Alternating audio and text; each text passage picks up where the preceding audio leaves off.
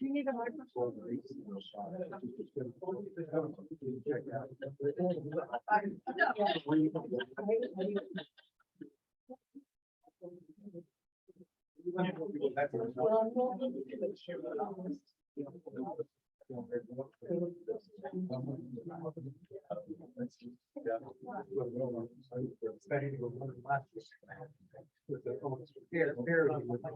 Yeah, I have much Switzerland in the set. You go to Denver, people get their step on it to Dallas. And then we go to Dallas. Which is relaxation. Oh, you know, St. Martin.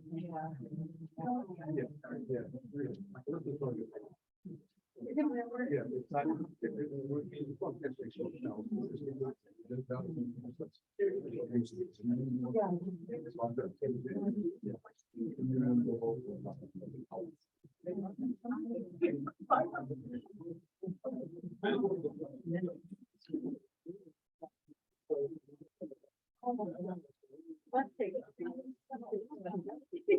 Wow.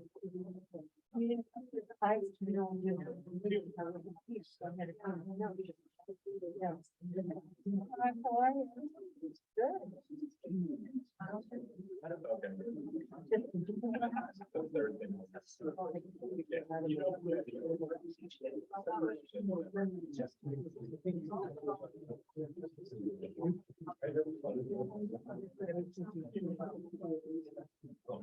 Yeah.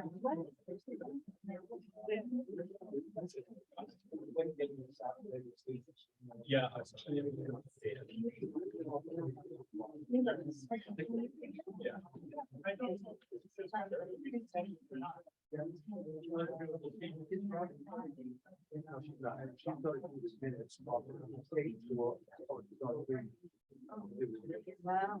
Yes, she does a great job.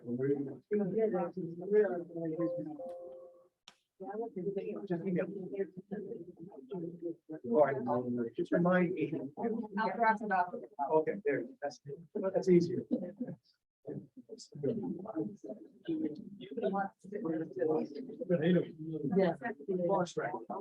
Yeah. Yeah. Well, you've done.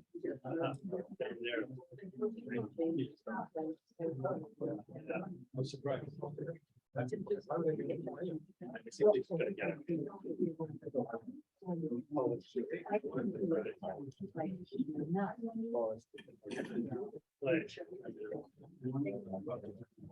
Too bad. Email it a day later.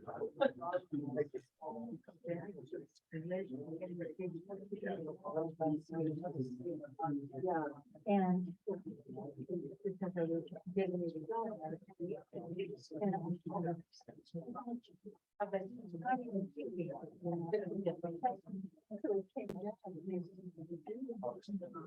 so yes, people really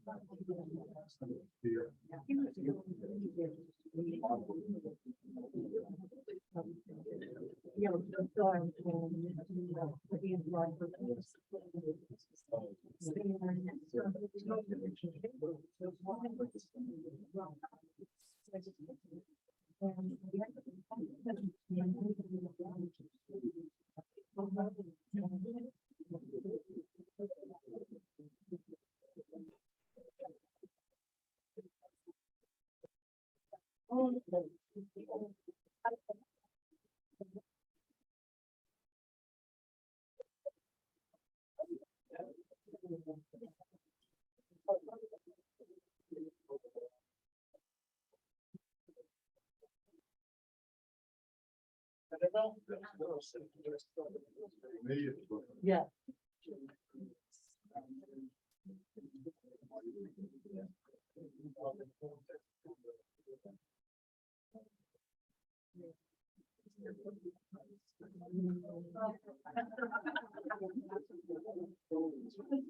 I'm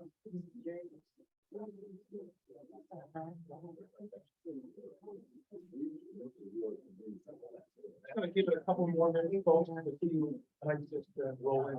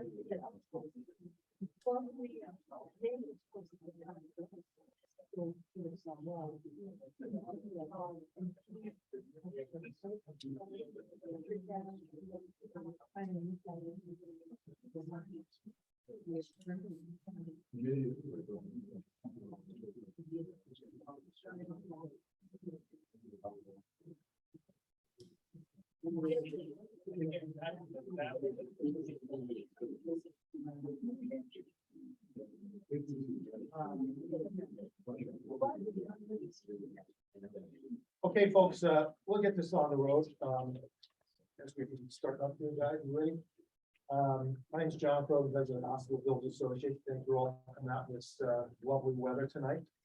The first item on the agenda is staff. Everyone's got a copy of that. Do we have any adjustments, changes, edits you want to bring up? Move it be accepted. It was excellent. Yeah. We have a second. All in favor of accepting the Secretary's report for September 6, 2022, say aye. Aye. All opposed, and thank you. Our treasurer's not here tonight. We're going to move on to election of officers.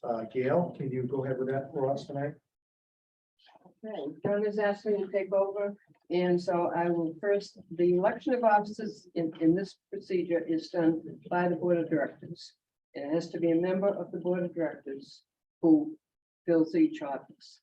And the first one, I will receive nominations from the board for the position of president.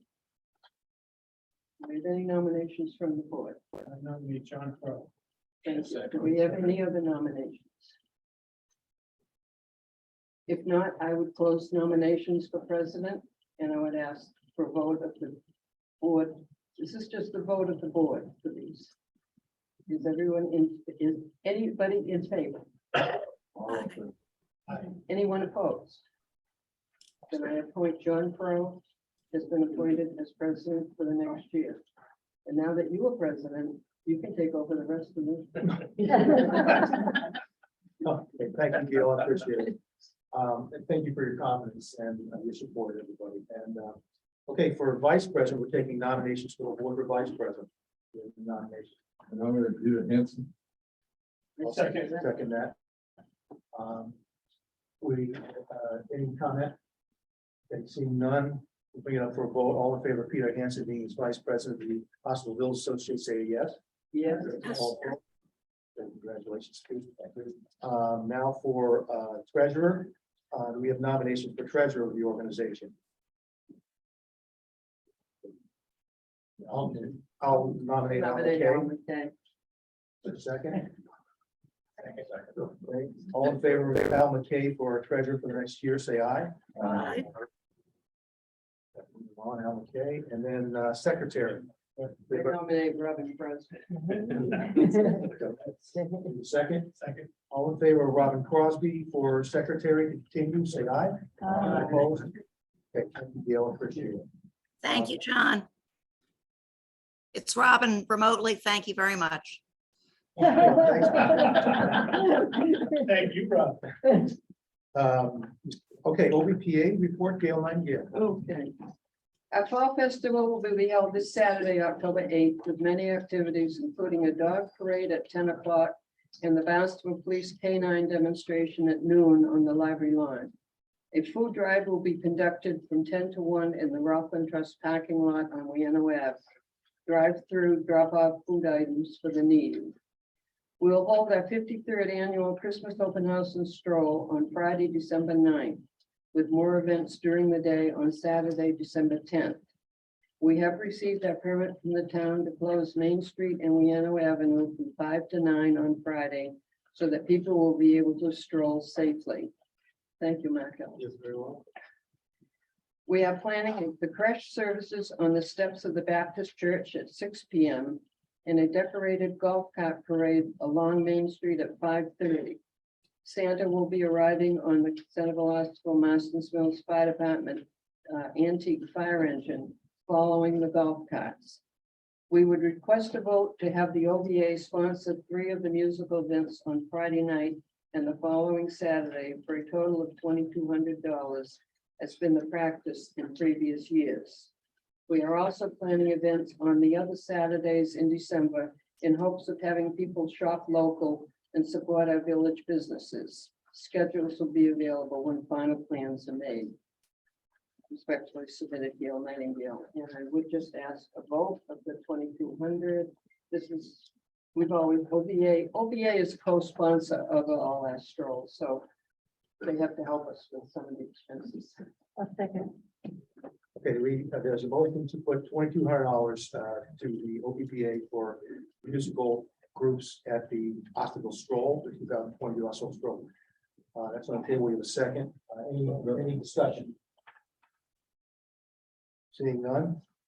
Okay, we'll move it to a vote. All in favor of appropriating $2,200 for musical events to the OPPA, say aye. Aye. All opposed? Okay, move forward. Thank you. Okay, thank you, Gail. Appreciate it. Our next speaker is Mark Ells. He's our town manager, and he's been kind enough to come back and discuss some issues before our village. I want to say first, the handout you have, got this out late this afternoon. I got it out late to Mark. So some of the questions you'll see in here, he hasn't had a chance to take a look at yet.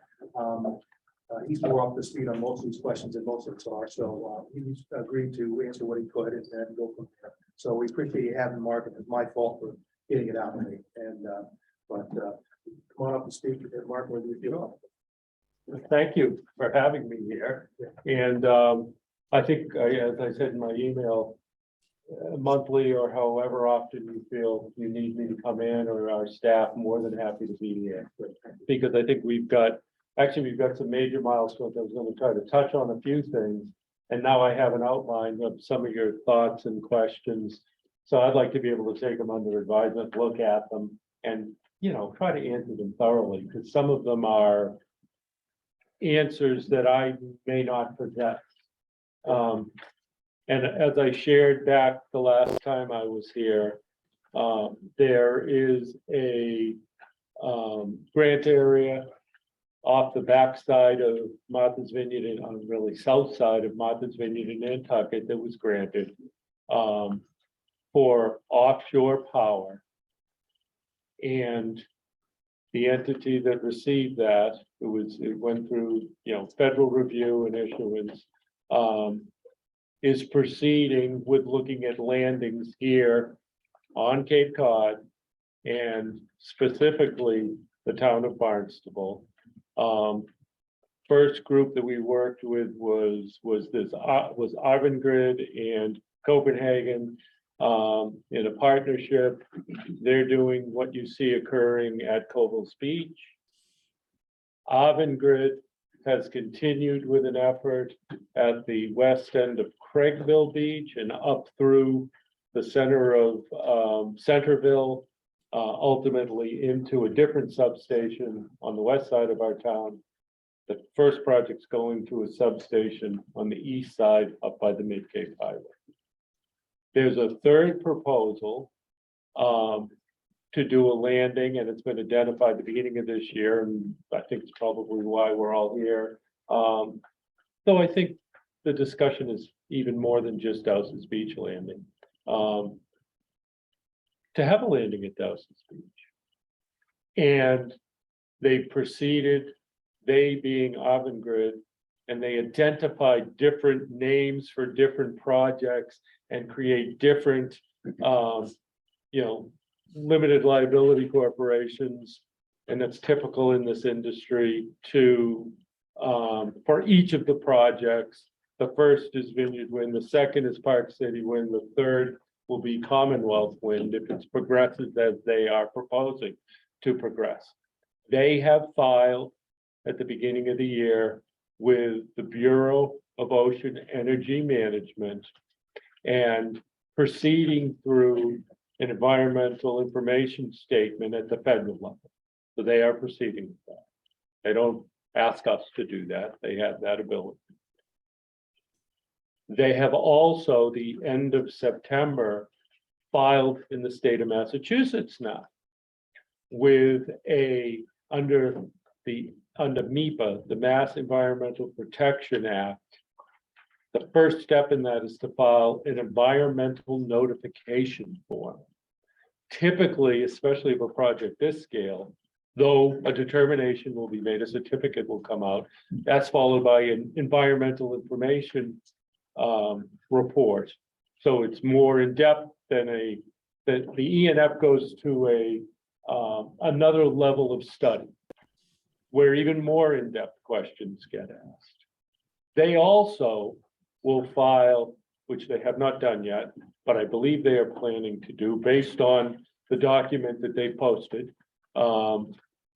If you go to section D of the ENF that was filed, you'll see their schedule. They're going to go to the DPU Energy Facility Siting Board, which is another state agency that will review this project. That's the state agency that has the authority to supersede our authority here locally, for the most part, not in every category, and potentially issue permits. Now, if we don't agree with the project, it's obviously going to be a much more difficult process for them to achieve that. But it can be done. So they don't have to come to us and ask to do this. So that's where they're at. And there's some critical dates, and I'll come back to those. What I asked town council for was for the authority to begin discussions with Commonwealth Wind about a host community agreement. I asked for that authority because I don't believe it's appropriate for the town manager of Barnstable to sit down with an entity and begin that level of contract discussion that would be a long-term contract without full knowledge of the public, without council providing me a resolve stating that they understand this and that I should proceed with it. Then I would have to go back to them again when that process would be finalized. And it typically coincides with them securing all of their permits, though it doesn't have to, or close to that process. Then you know it's going to be a viable project. And I would ask for signing authority to sign that document and enter into the host agreement. I haven't done either of those last two steps. What I've asked for is the authority to do it. As questions came up from our community, I made the decision after talking with the leadership of the council to pull my ask off the table. I felt as though it's been somewhat of an odd process this time. The whole initial concept of going to this offshore corporation that was awarded that grant area back several years ago and asking for us to be the host was initiated by our council to me. And Osterville had a sitting representative that was active in that discussion. As that progressed, that individual was no longer with us. We had a new counselor, but for reasons out of that individual's control, they couldn't participate in the process. And therefore, we're going into a discussion about a landing in Osterville. And I said, well, I mean, the timing is such that we should wait until we have a sitting member of town council so we can hear from it. Also, we are hearing from our community. So Paul is with us now. Welcome. And, certainly he and the full town council would need to proceed to authorizing me to sit down with Commonwealth Wind and talk about what would be involved in a host agreement. So much of the information, especially Mr. Crow sharing it with me as he sees it, I'm seeing it at the same time. I got a call the end of last week and from Ken Kimmel, Vice President, that represents this offshore wind effort on behalf of Avangrid. He briefed me that they were going to be making two requests. One related to the fact that there is a new turbine technology out there, and it has nothing to do with the landing or the cable they want to run on onshore. It has to do with the wind turbines in the grant area that they would be erecting. They want to wait for that new technology. It's more efficient, and therefore it could be up to a year delay before that would allow them to proceed with the construction of those wind turbines. Secondly, he informed me that due to utility cost increases, I believe, but I don't have a written detail on this verbally. Everything was verbal that he gave me.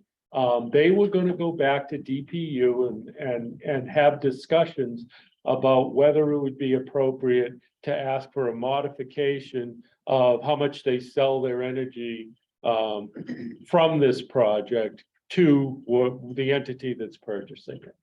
I think in their award, it was determined that it was set at a per unit price or probably a range of price over time. I don't know that detail off the top of my head. And they were going to go back and talk about that because we all know what's happening in the economy. We know what's happening in electricity and natural gas. It's impacting all business. Okay. They don't have to ask us to do this. They called me to inform me. I reached out to leadership. I reached out to my legal team, let them know what was occurring. I think many of the statements that John Crow had identified to me in these comments relate back to that, even though much of what was asked in these questions, I want to take them under review because I'm a little confused on what the expectation for us is relative to the entity or entities that may be involved in this third phase. So I want to better understand that. I haven't been briefed by them certainly on many of the quotes that you picked through their different press releases and other information to try to understand how that might relate to, for example, if I were authorized to enter into a host agreement, who would be the entity that would have capacity, that would have the authority to sign into that agreement, and what is their financial viability? I mean, from a financial viability standpoint, we really look at it on three levels. We look at it on what the federal government does in its issuance of the grant area to those entities. At the state level, we look at the financial information that comes out of the DPU process and the review of the Energy Facility Siting Board and DPU. Locally, we ask for financial information on the corporation. We look at that in combination with any information that we typically will bring in a third party to help us review, who are experts in reviewing the financial viability of somebody proposing to do something. So that's how we look at that. I haven't really done any of it for any of this because I think you and I probably saw it at the same time. But it is absolutely something we would do in moving forward. And I have tremendous concern out there with every organization that we're contracting with at this point, given what's occurring in our economy, given what's occurring with materials and energy costs, the slowdown in many sectors, the inability to obtain product from many sectors. It's a real concern for construction in general and for many aspects of what we do. We're certainly seeing those delays and those cost increases in every area. Back to the filing with MEPA for the ENF that was just done. Again, we don't get to say yes or no. I don't know if that's fortunate or unfortunate. I was very frank with you last time. I mean, if we look at our federal government and what they're trying to do with energy, offshore energy, production, if we look at the Commonwealth of Massachusetts in what they're looking to do, specifically, we've probably got 4 or 5 major efforts off the Massachusetts coast right now, from southern Maine down to northern Rhode Island, to try to expand upon the amount of energy that's being produced offshore. I am supportive of that effort. The town is supportive of that effort and has acted. Okay? So I'm not going to tell you we're not interested in this and we're not supportive of it. We'll continue to be, as far as I'm concerned. If I'm directed by my leadership not to do that, I won't. That has not been the direction. It has been on the complete other side of this, meaning trying to move away from fossil fuels, trying to look to innovative alternative energy. Bringing in adding a sustainability coordinator position. All of those things, priorities in our community. So come back to what's proceeding here. We've done it. We have a landing at Coble's Beach. We're in the process of evaluating, though Park City Wind is still in permitting, a project that's proposed to land at the west end of Craigville Beach and to run up Craigville Beach Road, either through the village or around the village, and then up to a small substation up off a Shoe Flying Hill Road and over to the substation that's off of Oak Street. And now a third potential phase landing west of Craigville, now identified as Dowses Beach. That's about as much as I know about the project. And now I'm reading the ENF. So I'm proceeding as though I do not have, which I do not, authorization to sit down and negotiate a host community agreement with Commonwealth Wind. I'm reviewing the ENF with my legal department, with my engineering department, with other departments, and we plan to make comment. The comments are due by October 27th. Yes, this is proceeding, and they don't need to ask us to proceed. And I've been saying that to our community. At times, I think I don't want to say we don't believe it, but we don't recognize that for the significance of it. And it's why I originally went to council and said, I need authorization to begin a host community agreement. They are going to proceed with this project. And in a sense, the EFSB can supersede us in authorizing it to proceed. Now, I can't imagine that happening if we're not supportive of it, because I think we could slow it down and create all sorts of, obstacles, and maybe even identify some aspect that makes it not viable to land there.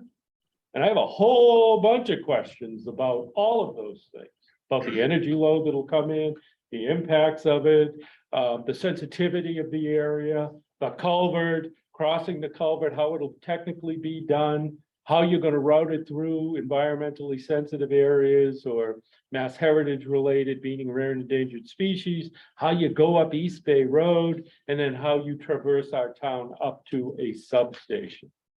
Lots of questions about all of that. At this point, I'm responding to their filings because I'm not sitting at the table kind of laying all this out and saying, this is the way Barnstable wants to see this proceed or not proceed. That's basically what I was asking for authorization to do. I said they would proceed. They have proceeded. Now we're on a tighter timeline. They're going to proceed. And on the 27th of October, in theory, the Secretary of Environmental Affairs can issue a certificate telling them to proceed to the next step. With each step, it will become more and more difficult for your town manager to sit down and change the direction, to communicate to the regulators, to Commonwealth Wind and others, what we would envision this being if it proceeded. To negotiate the host community agreement from a financial standpoint. The further you get down the line and the more you know you've secured your permits, the less they need me to say, yes, it's okay, yeah, we agree with that permit. They don't need it, they've got it. And that's just the reality of the So relationship. you have no power. Yes, sir. I You have, have no power. correct. Yes, sir. No power, so you have no. The power that we So the have, power is with the opposite side. the power is It's with not the with the you. regulatory. Even if we were to tell you the direction we want to go as a group, right? Yes, You have no power to enforce that.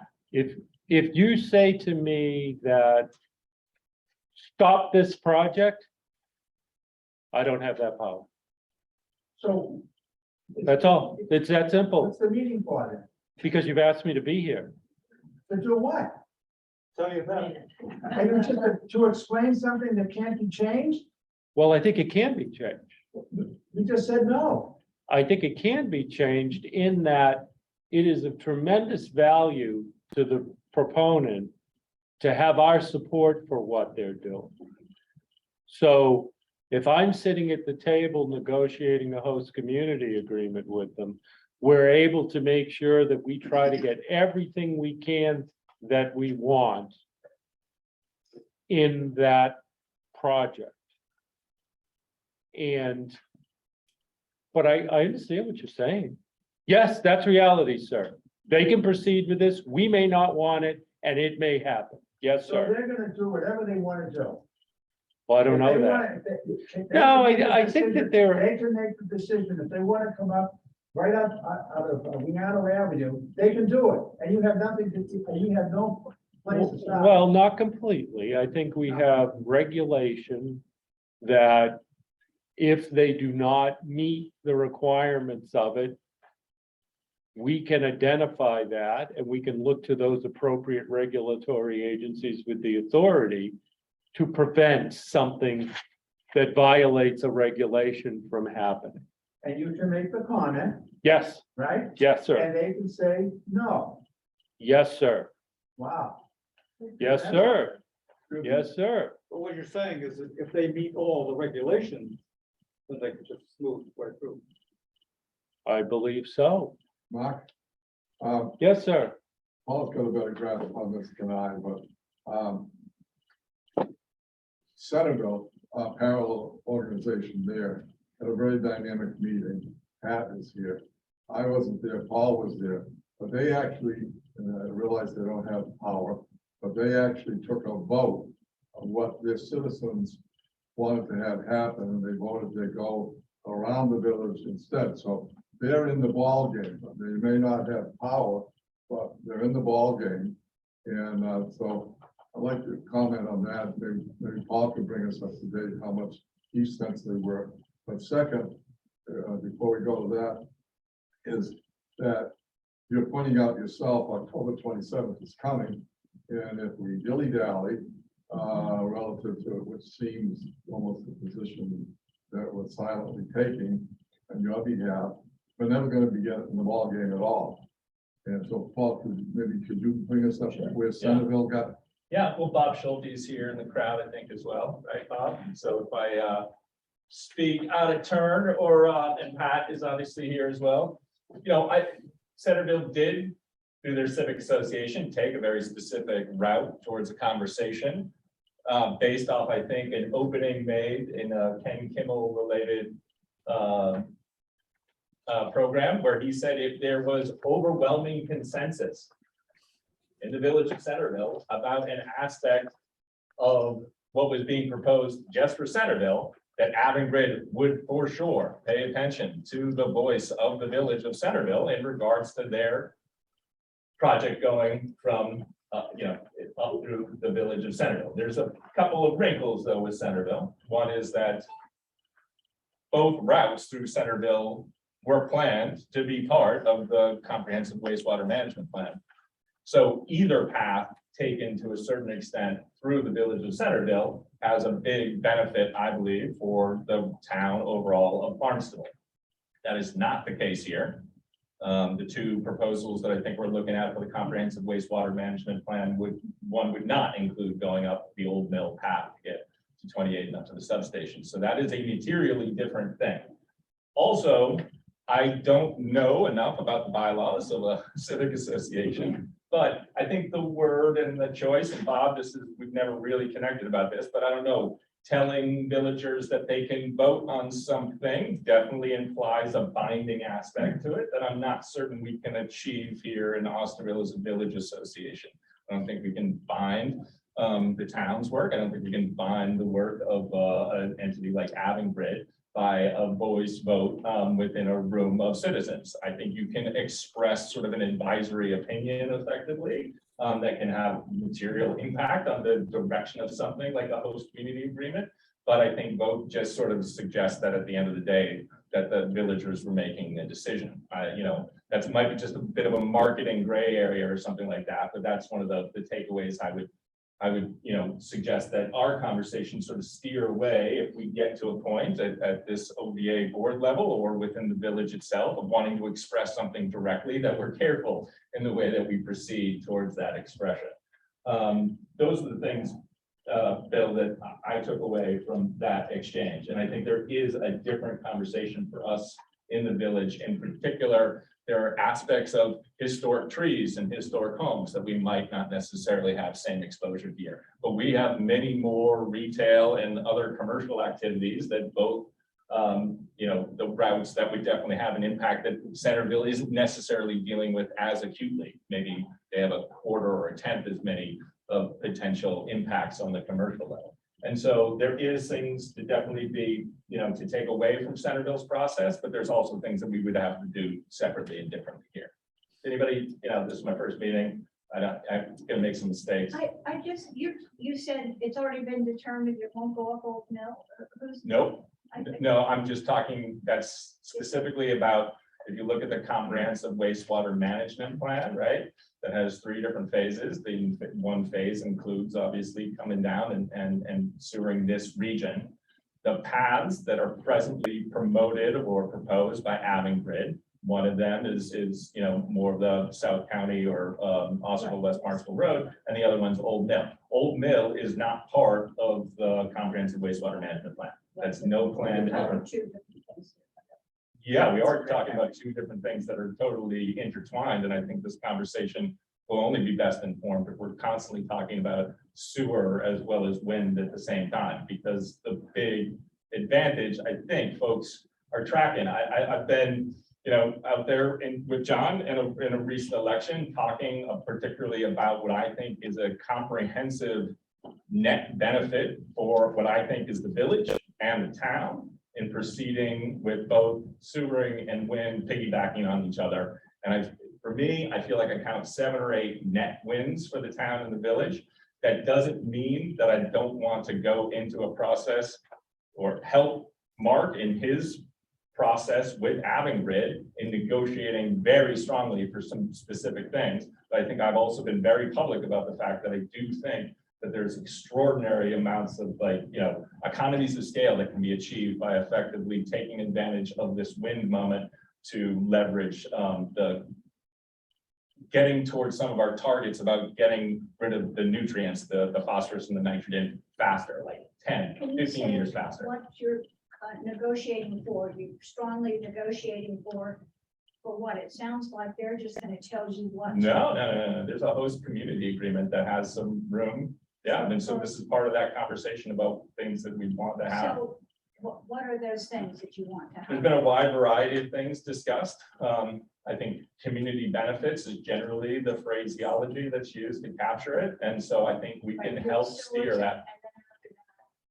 The biggest thing is effectively taking, a huge portion, not a huge portion, but a material portion of our sewering costs and putting it on Avangrid's book, because they would help us with the opening up of the roads instead of multiple times over multiple years. Have being you able to discussed take the, maybe that 16 million over 20 years is insufficient amount? this gets into service, there's aspects of Mark's job as in negotiating on behalf of the town and the village deals that I don't want to overstep bounds, and Mark at any point in time tell me if I have. there's aspects of this process that are happening between the town and a private entity. And until that gets done, I think I can be an incoming recipient of your voice and your preference and talk about different ideas that have come up about sidewalks and plugins for electric vehicles and aspects of the park that haven't been, finished yet, which is ancillary or not even attached, but like, or community benefits that can come out of it. One of the big ones that's been discussed is the impact on our actual commercial sector. And if there's a business mitigation plan that we can come up with, that people who operate businesses at this table and in this room could feel like at the end of the day, the disruptions aren't going to crush them financially. Those are the types of things that I would like to have as part of that conversation. The details, though, I think are really important, that some negotiating space is left for the people that are sort of legally bound and binded by these discussions to have that room to proceed without me saying like, this is exactly what we want. So capturing people's thoughts is a big part of this. Thank you, and I appreciate you, what you said about the sewering project, because I feel it's been a red herring when it comes to our opposition to using Dowses Beach as a landing for this power cable. My name is Suzanne Conley, live here in Osterville. A group of us have started an ad hoc committee of Osterville residents who are vehemently opposed to the use of Dowses Beach to land this cable. That is our whole point and the reason we're doing all the work that we're doing. In a matter of 2 weeks, we have gained over close to 300 signatures on a petition and the petition says very clearly, we are vehemently opposed to the use of Dowses Beach. We are not against wind energy. We're not against the sewering project that's going to happen in other parts of town. We're all for that. We're not anti-green. We don't want Dowses Beach to be ruined by these people. This is an estuarine environment that is incredibly environmentally fragile. I remember when they came here, one of the folks who spoke from Avangrid said, oh, we've got the plovers covered. Well, on the Facebook page we started, I posted a report from a very well-respected birding organization, .org, and a very experienced birder in the dead of winter went to Dowses Beach and recorded 291 species of birds making their home there over the winter. Okay, so it's not just plovers. And they want to do all this work in the winter. They want to disrupt these two bays, Finney's and East Bay, that are already under stress from exactly what you just spoke about, the overloading of nutrients. And it's just the wrong place to do it. I can't say that more vociferously. It's the wrong place to do it. Our mantra is, we say no, find another way, find another place. Dowses is not appropriate for this. It's very, Couples Beach is a beautiful stretch, I understand, but there are not two bays behind it. This is a barrier beach with a dune system. The two bays, the Centerville River dumping right into it.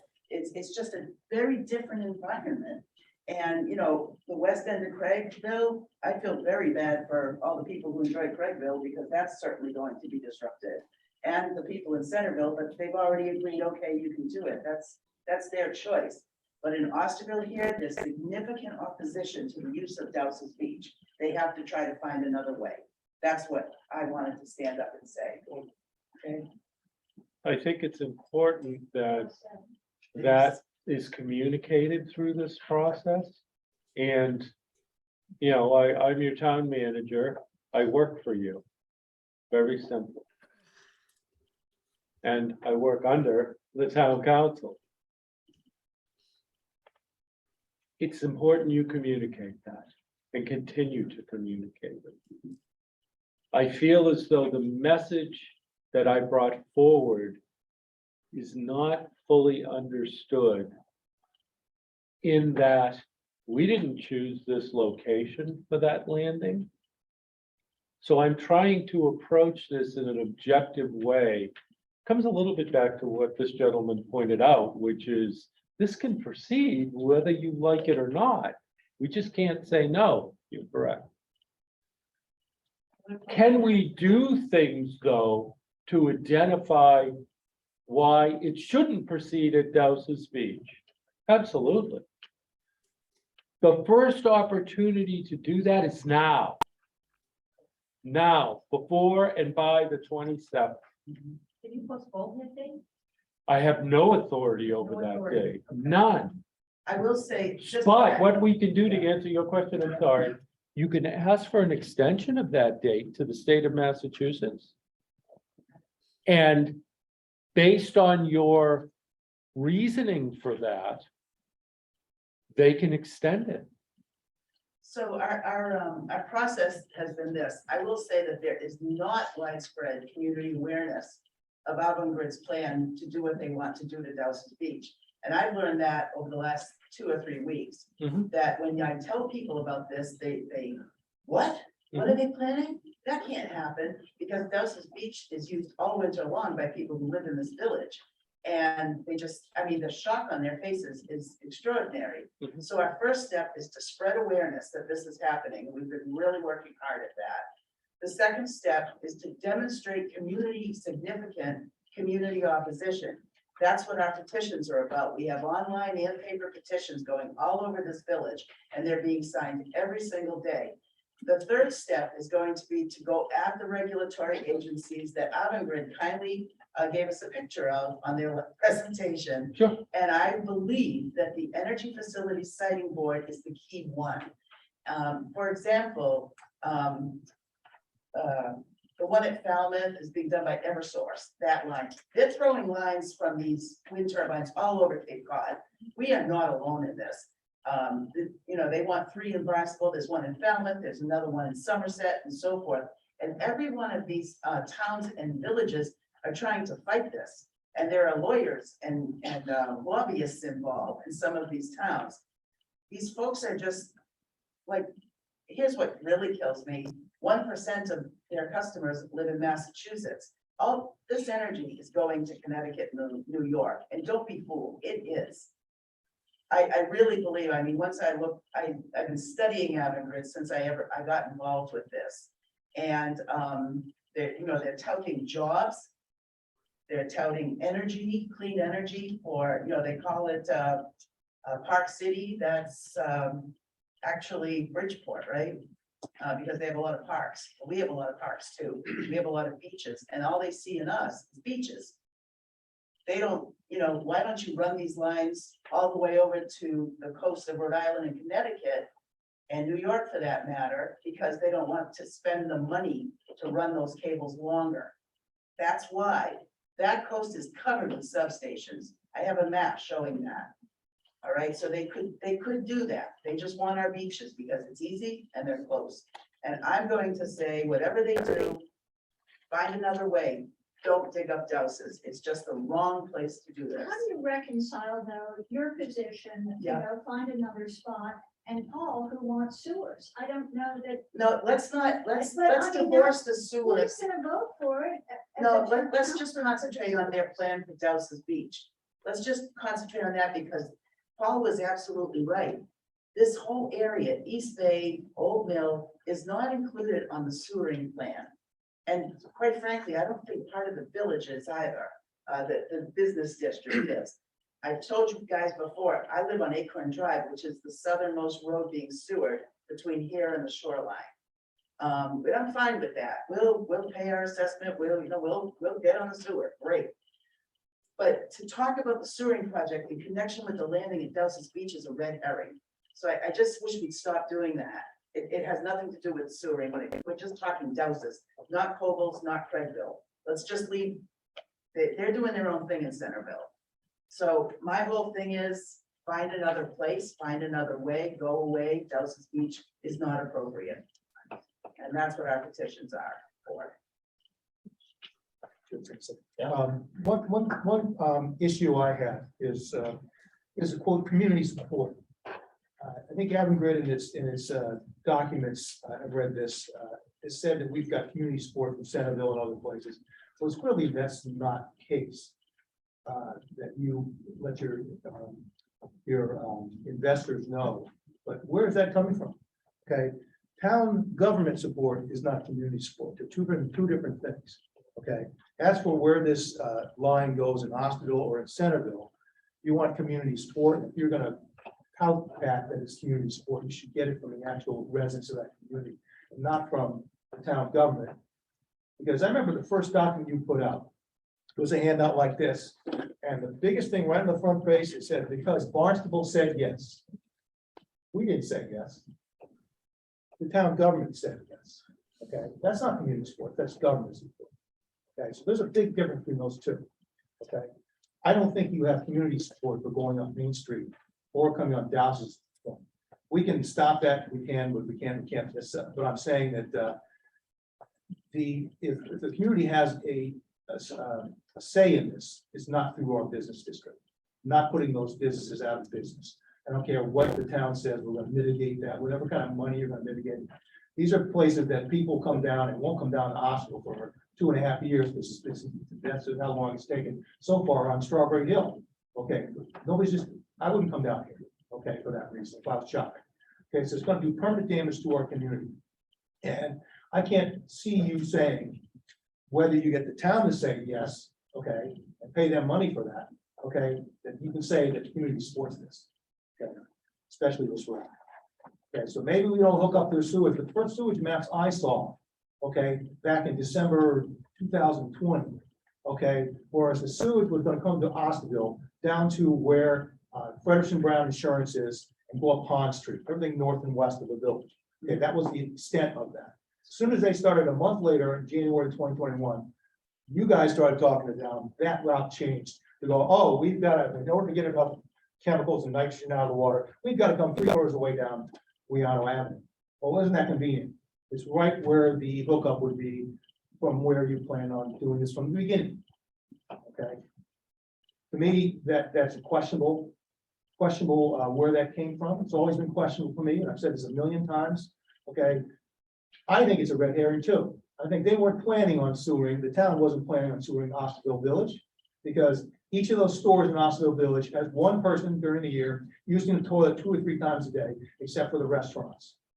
As far as you go down Weano Avenue, the farther you go south, the less year-round residents there, and the higher the acreage on those properties. Okay, so that is not a lot of bang for the buck. Okay, you guys are gonna pay for that, so the town doesn't have to pay for it. I don't think the town would pay for that if you guys weren't here putting it on. That's just my opinion, okay, and I've looked at documents, I've seen the way this is proceeded, and I just don't believe what you're saying, okay? But if you want community support, you talk to our community, okay? To me, the government support is different from community support, because we're the ones having to deal with this and the disruption to our businesses and our way of life. You have something to say? Yeah, I'd like to just I really just focus on process. I'm gonna think this up. Just actually.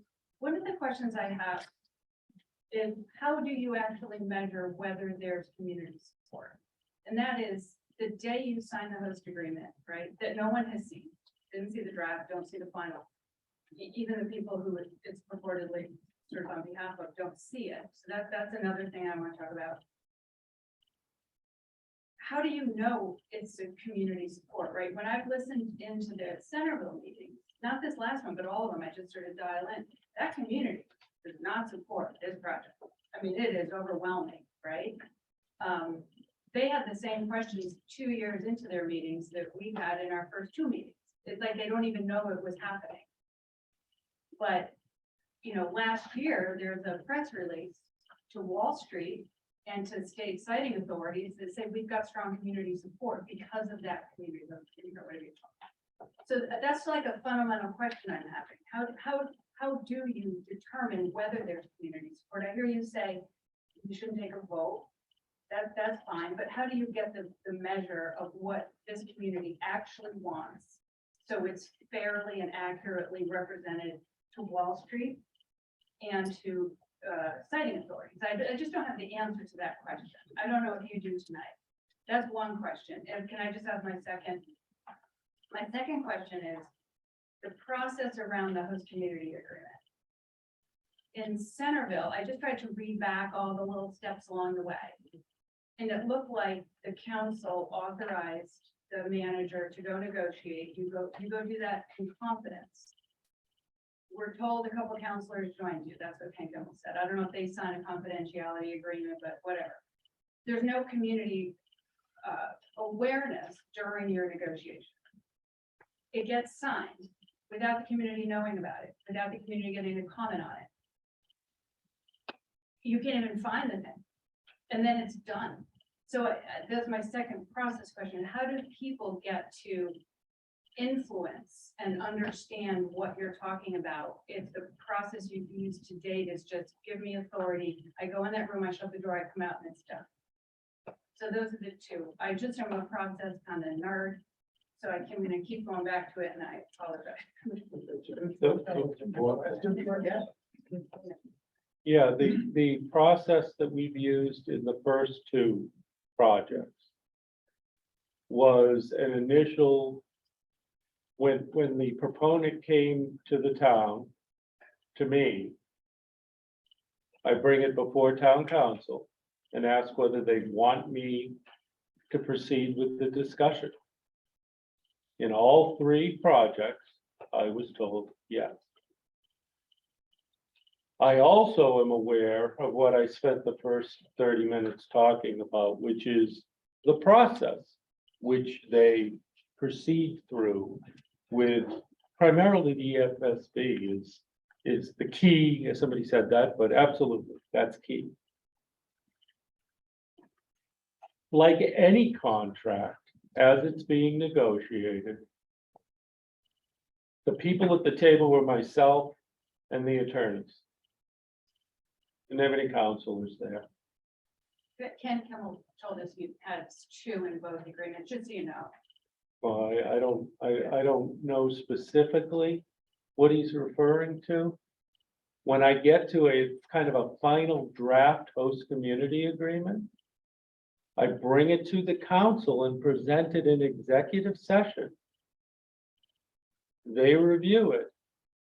I make a recommendation relevant to it, and they either authorize the manager to sign it or not. That's very simply the process that was followed for the first two. Could you amend it so that it's, people can look at the draft? Why is that executive session when it reflects community support or not? Because it's still a draft legal document, is my understanding of, to answer your question. Could you bring forward the material terms and conditions for public comment? Let me go back and let me come back to you next meeting and answer that. I don't have any problems with it. I think if you go back to the twice a month presentations I was doing to the council, I was referring in general to those significant efforts that would result in being included in that agreement. Like us, and I've used this in the past to describe one of the things that went far beyond what the regulators would have required. And that's a containment system and a modernization of their substations. We live on top of the water we drink, and it's critical that we protect it at all costs. We achieved that. We brought in a third-party expert to help us do it. So I want to give you a real answer. That is not how we do contracts. I don't believe it's unique to Barnstable. So let me come back to you, if I could come back, I'm a guest, so if I could come back to answer that I would question. really appreciate that. Yeah, And I'm more than happy. You asked that last time too. I I think. looked at every single thing you did on park, just to the Yeah. process. I'm like, this is totally behind the curtain until it's over. And it's just, and then all of a sudden, it's, oh, this represents the community support. It's like, Right. Is the community there's just support to nothing to you, support that. just the council? Does the council represent the community to you? No, I think that the broader comment that I hear and see as we progress through the process, there's no way not to incorporate that, because that's who I serve. I'm just wondering how it got out. So, The community supported. I mean, I don't see the divide that's being described between what we do in my job every day and what the town of Barnstable or any one of our villages wants. So I think that's being unfairly characterized. I've been here for 33 years and served this It community. wasn't a broad question overall. It was in this, So- in this context. Yeah, and I think. So, but I see that being stated over and over again, and I do have a problem with that, because it's inaccurate. I'm sorry. Well, what it would be good to avoid is a public statement to citing authorities and to Wall Street that there's strong community support when there's not. And you don't want a situation where town government is saying A. And then, there's some group or organized, I don't know. who Ad that- hoc community group. That says, no, the citizens are opposed to their town hall, to all these, whatever you're gonna go to. So. But we're not hearing that from our citizens. I am hearing it here tonight with, Yeah. with, Yeah, go back and with Dowses Beach Landing. I'm Yeah. clearly hearing that. That's I what we want to understand, hear. but My in question is, general, will you take that into account? If you hear that from us and I demonstrate to you the number of people living in, well, it's not just Osterville. to the degree that my authority allows me, Yeah, yes. But if my authority doesn't allow me to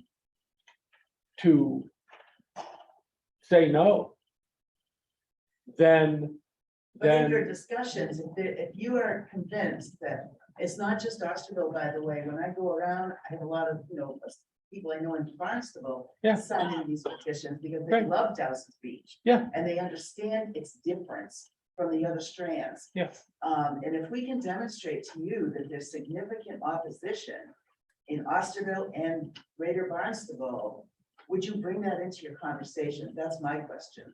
yes, and we have with both of the first two projects. But that doesn't mean that the projects don't proceed. So it's meaningless. Well, no, it isn't meaningless because there's no way that we can. No, it's not meaningless, but it may not get you to where you would like this to be. But it does matter. So, Okay, in the back first, then we'll go over here. Mark, just a couple of comments, one regarding the process and something you said earlier, how you working for us, the council represents us. One of the frustrations I think I and many citizens have, and I don't know what happened in the other villages, but when you say the council told you to do this, I can tell you in Centerville, not a single one of the three councilors, Mary, at the time, Britt Beatonbender, Dick Apselis, and Eric Steinover, who somehow always gets a pass, never been associated with Centerville, yet he has a huge portion of his district was in Centerville. Not a single one of those counselors, at any type of outreach, talking to the community is, what do you want?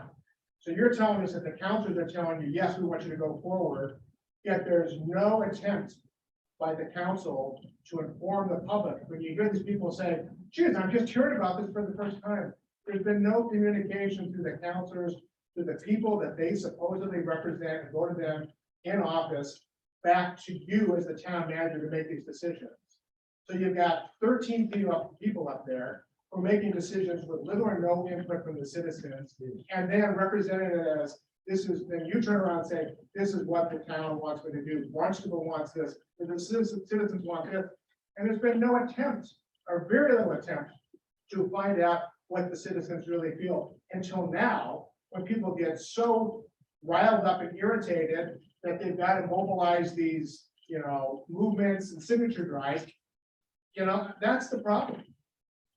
So, Well, I don't know, you tell me, well, I'm here and we're beginning this process, though the proponent is going to proceed along their timeline. And I can't say that enough. It's really important that all of you realize I don't get to intervene in their timeline. Really important. Know those dates. Know when comments need to be made. If you feel like it's too short, ask for extensions, justify it. Paul's here, I'm here. I stopped my request because I thought it was important that you have somebody sitting and there with me as I come before you, okay? That hasn't happened in a few years. When we go to Centerville, I disagree with you. Paul Hebert, Brett Beatonbender, now Nick Atzelis, they're pretty actively involved in all of these discussions. And I know that Vineyard Wind had over 70 public meetings. And we often get comment that we're not transparent, that we're not there communicating with our public. I would argue that point, but I understand why it takes something significant to have people come out the way you've described. People are busy. And they've got to really feel strongly about the issue to come out. That's what I've observed in 33 years of service. I'm listening to you. I'm here. I'll be here every meeting. If you want to have more, I'll be here. I know Paul will do the same thing. Let's continue this discussion. Let's make sure the comments we make represent Osterville and Barnstable.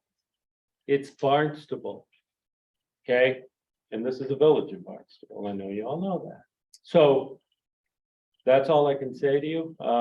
I plan on, without any authority, other than what the town council and the charter grant to the town manager, to review every document, to make comment by the deadline on every document, whether there's a host agreement or not. The host agreement just allows me to sit down and say to them with authority, recognized by the town council, who appoints me, that I'm gonna ask for more. In fact, I'm gonna push for things that are nationally recognized to protect our water quality, okay? Which we did in the first two host agreements. I'm gonna ask for things beyond just repair. Now, you may say, well, of course you should. You know what? When the regulatory agencies make the decision on this project and you don't have a town manager doing that for you, they're gonna require them to do the minimum, to do what the regulation says. That's not what we got out of either host agreement. Excuse me, one, So I think it's really important for you to know that, and I'll do my best to serve y'all. And I hope at the end, whatever the outcome is, that you feel as though I have represented you to the best of the ability. And I don't feel as though in the first two projects that wasn't done.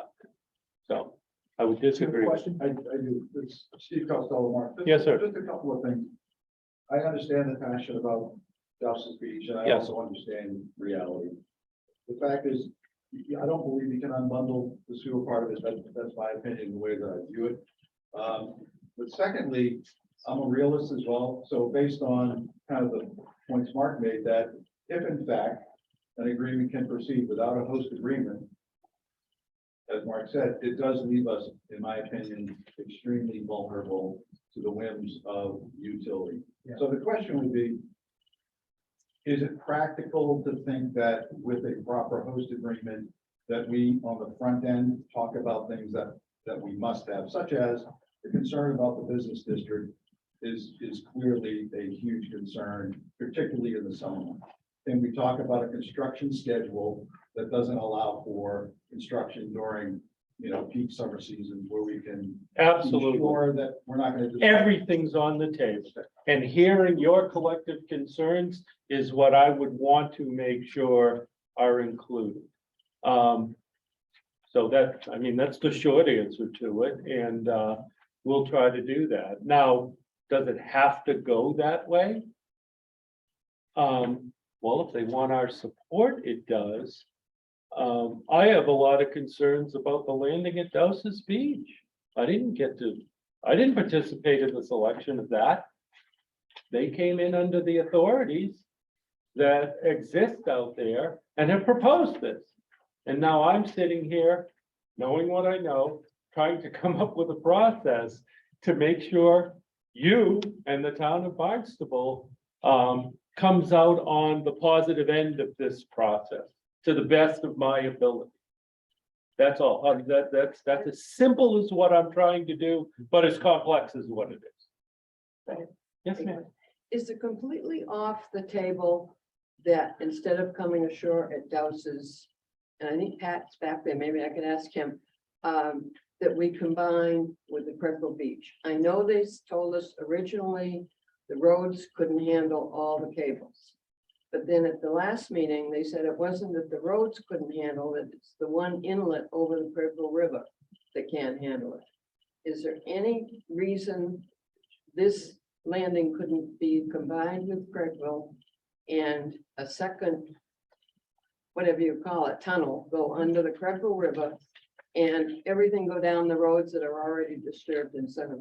Yeah, thank you for the question, Gail. So our team looked at that extensively. When I started with Avangrid in January, our CEO, that was his main directive at the time. We were selected for this project last December. So it really, the work started in right after the first of the year.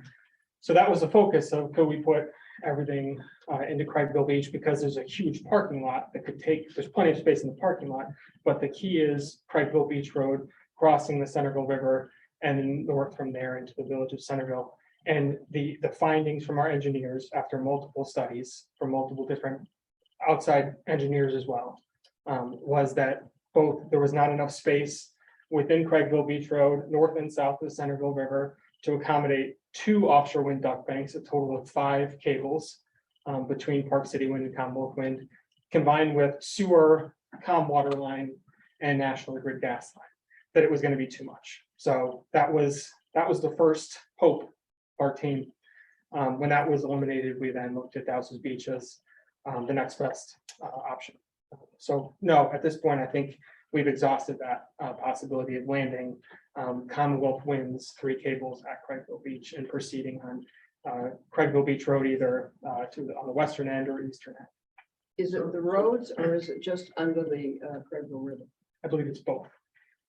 Because we've heard 2 different things at 2 different meetings. We heard that it was the roads, and then we heard it was just the coming under the river. I remember when you asked me about that in September, it is both. And I was trying to describe to you, I believe, just that there's that added complexity of the microtunneling under the Centerville River from a property on Short Beach Road. But no, the space constraints are a problem on both ends, of the river crossing and the lack of space under the road to accommodate 2 large cement offshore wind duct banks. There just wouldn't be enough room. Thank you. So, yes, sir, I'm sorry. It seems very important that we get you in action. Yeah. 3 Thursday night football games, and this is gonna be over. Yes, I sir. don't see the trigger mechanism that you, seems very important that the host agreement, if that's the only way we can communicate. The next time you come back, could be 3 weeks from now, the ball game may be over, so help us say how we get you in action. What is happening on the 27th? What, does the due date for what? The energy facility siting? No, it hasn't been filed. No, I would, Make sure we all understand. Let me- We understand. let me sit with Paul and write up an answer to your question and do it quickly. It's right, if you go in though, and I know you can certainly do this, if you go into the ENF filing and you go back to section D, it lays out the schedule of all the filings that will be coming up for the next 2 years, It's not basically. approved in October. But what happens is they file the ENF. The ENF is like the first step in the environmental process in Massachusetts to begin to take comment on what's being proposed. Okay, nothing to do with the host community. So I mobilized my team. You all should do the same. We can get together and talk about it. There's no, this is what I do for you and for our community. We look at it, we comment on it. If we don't feel like we have enough time, we ask for an extension. And what the determination really is that comes out of it and could occur on the 27th, is the Secretary of the Executive Office of Energy and Environmental Affairs decides that they can issue the certificate, is what they do next. Do they proceed to a full environmental study, or is the ENF enough? That's what will be determined. But if you go through that chart, you're gonna see this 2 years worth of permitting if everything goes the way they want to do this. We're at the beginning of that. The host agreement is separate. The host agreement is where you send me in to try to sit with the proponent and say, these are the things above and beyond the regulators we want to have happen in Barnstable. That's what the host community agreement is. Now, each check in the box they get as they go down that list of regulatory satisfying those permits, the less motivated they are to come to me and say, oh yeah, we'll give you everything you asked for because we want your support from the beginning. You get halfway through this process, or you get the EFSB approval, why would they want to give us anything in a host community agreement except for the value of the community saying, we recognize what you're doing and will be supportive of you proceeding with it. We won't take action against you to try to prevent this from occurring. So that's the process that occurs. So Yes, ma'am. individuals can comment. ad hoc Anyone. Ad hoc community groups can comment, the OVA can comment. Yes, Can the town government comment? we will, yes, Oh, okay. absolutely. And I'm wondering, having said that. Yes. And I heard you, would your comment include the fact that there seems to be significant community opposition to the landing at Dowses Beach? I don't know if that's a category to comment on, quite honestly, and Could you comment on your worry about environmental impact? absolutely, Okay, that's what it's focused on. that's what our group. is Yeah, that's focused what on. it's focused on. For me to make a community comment like that, I would want to know that that is the position of the community. Okay, Well, that's the position we're of a the group. community of 23,000 people. I want to make sure, and I know that I'm not discarding or minimizing your concerns. I'm just saying to you that we are a large community. And if I make that sort of statement, I want to make sure that I do it accurately. And most of the time, I'm not the one who does that. Most of the time, it's our town council that would do that. I'm more the administrative side of making sure all this stuff happens the way that it's supposed to. So, Over here first. Just a quick question. Is there any reason you or the town council couldn't ask for that extension now? Beyond October 27th? there's a process, a time process to Yes, do our it. representatives, yes. There's a time process, so I will be filing my comments on behalf of the town.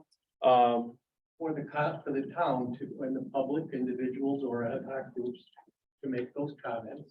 All I can tell you is,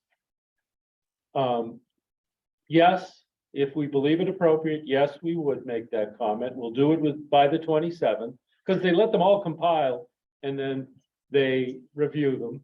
So on the 28th, they tell you we didn't grant it. No, it's not that quick. They have, but it's all laid out in timeframes. So they have so many, I don't know if it's 21 or 30 You days indicated that we have until the 27th. to file comment. Correct. My question specifically is, can you and or the town council now, rather than waiting till the 24th or 25th? Make. Well, I have a lot that more request? comments than just that. Well, I understand that. Yeah. But I'm just saying, can't you now, rather than waiting until the day before, ask for an extension of that period of time?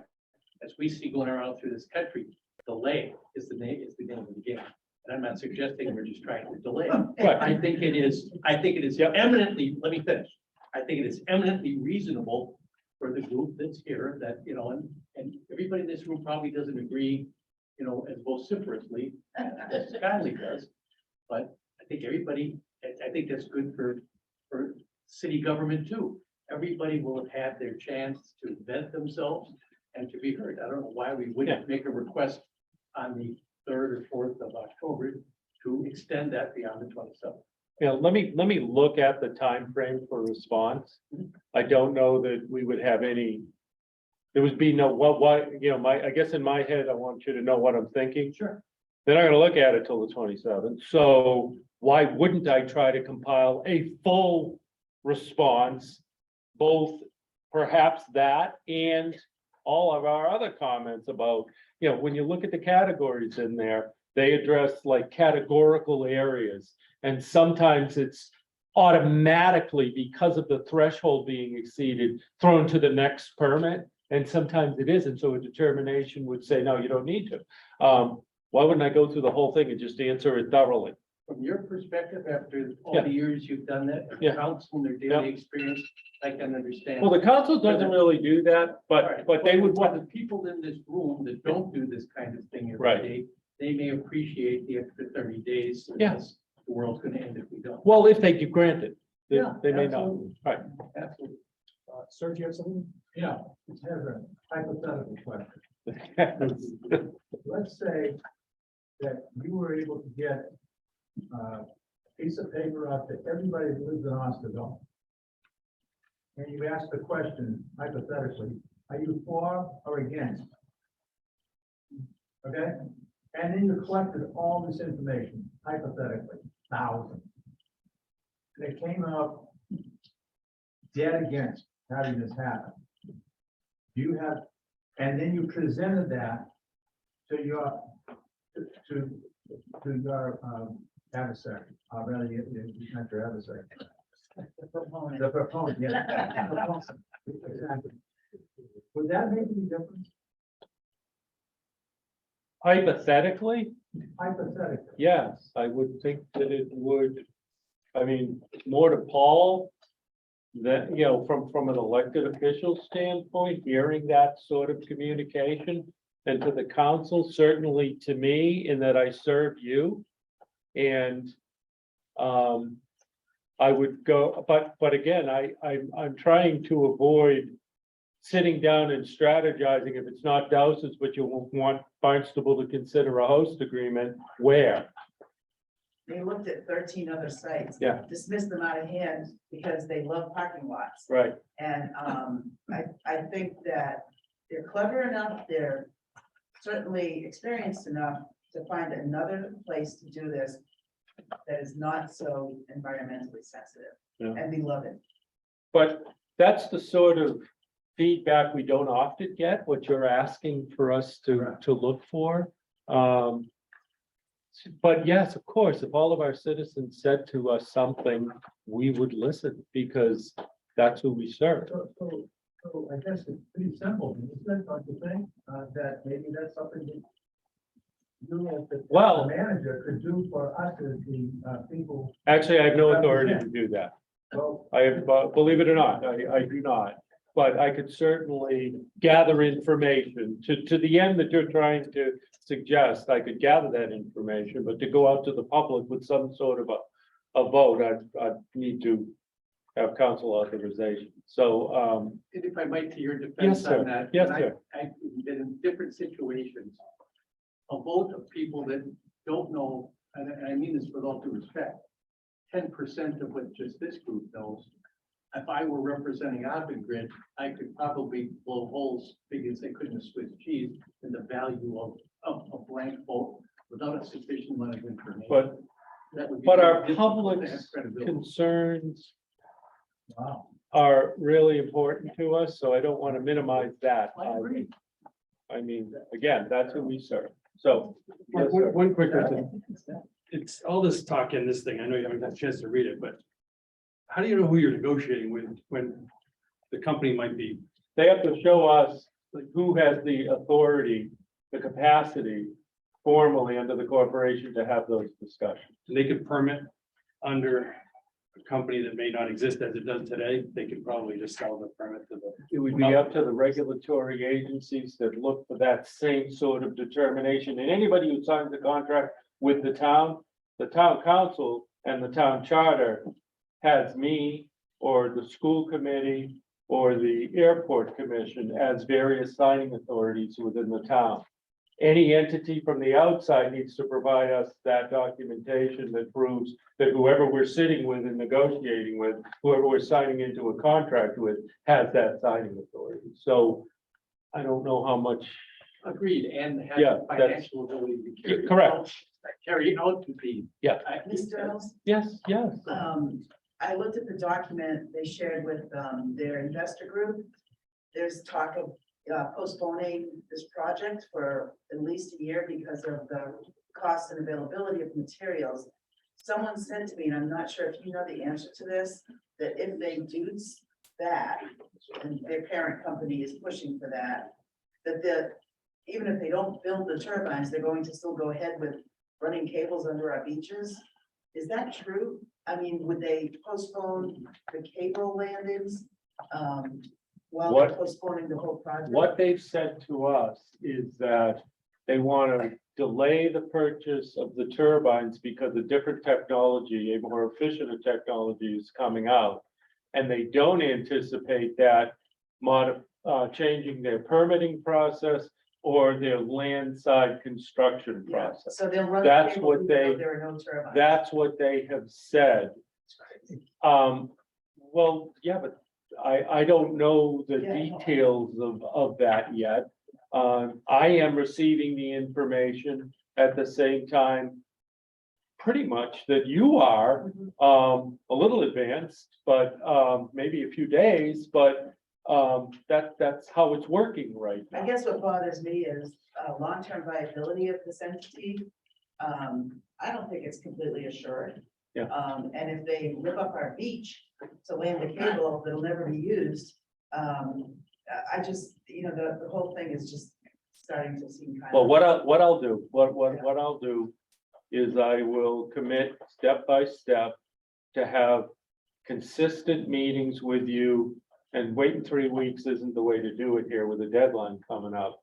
I'll continue to communicate with you. I'll let you know what we're doing. And continue, I'll just continue to meet with you and listen and try to take that input. I'll talk with town council about a broader discussion if they believe it appropriate.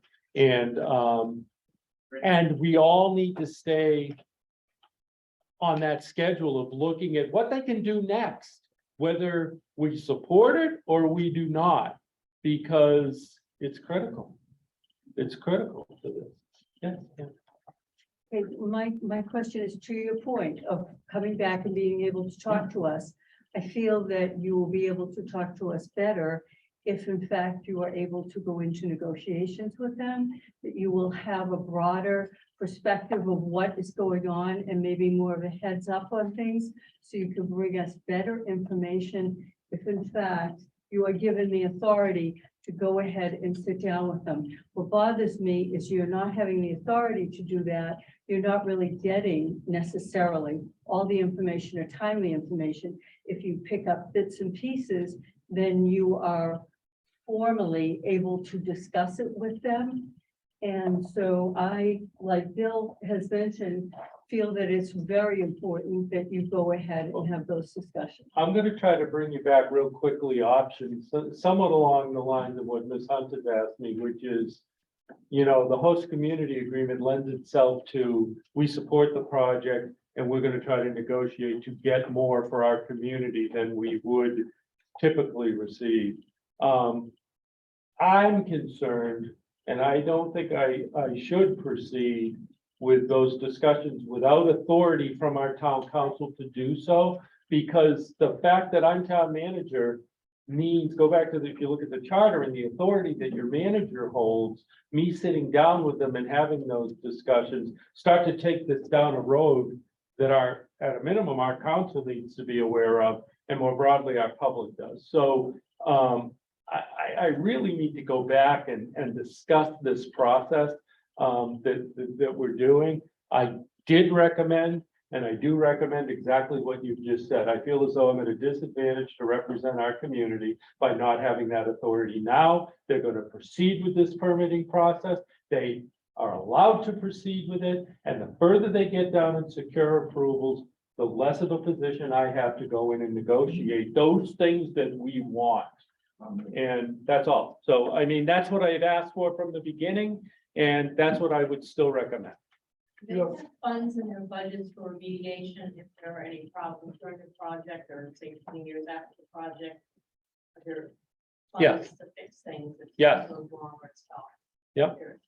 Yeah, and there's sureties in there to protect us for performance, et cetera, payment. So, but I don't know that I can offer a lot more at this point, except, sure. I know it's really short.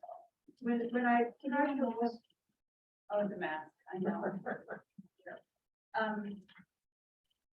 If every time that I went back to look at this, these items were always the last item on either the older new business agenda, as late as it could go on whatever segment of the agenda, it was always the last one, 11 o'clock at night, people are like, we live in a town that doesn't have media anymore. We have no press, no effective press, right? Correct. So people just, it's just impossible for people to learn. So if you could find a way to just put stuff early on the agenda, I don't know. I'd ask Stuff that Paul. matters. Yeah, I think that You know what I mean? I don't control the town council agenda. I have no authority. So I will bring that message back to leadership, and Paul's heard it as well. And we will try to make sure that those issues that we know our public, especially our entire public, want to hear and participate in, are early. I know that our leadership does try to do that, but if that's the case, I thank you for identifying it. I'm not aware that it certainly isn't intentional, but, okay, Mr. Ellis, the Yeah. Barnstable newsletter that I subscribe to, it's an email Yes. newsletter. yes, It's a very nice effort, yeah, but there's often a lack of substantive Yeah. information in there. Yeah. And that is exactly the kind of information that this community needs to know. This is on the town council's agenda this Thursday night. You know what I mean? And this is, there's a project planned for Dowses Beach, and there'll be a large meeting at, a large venue. okay, I'd like to see that Barnstable newsletter used in that capacity, because she's absolutely right.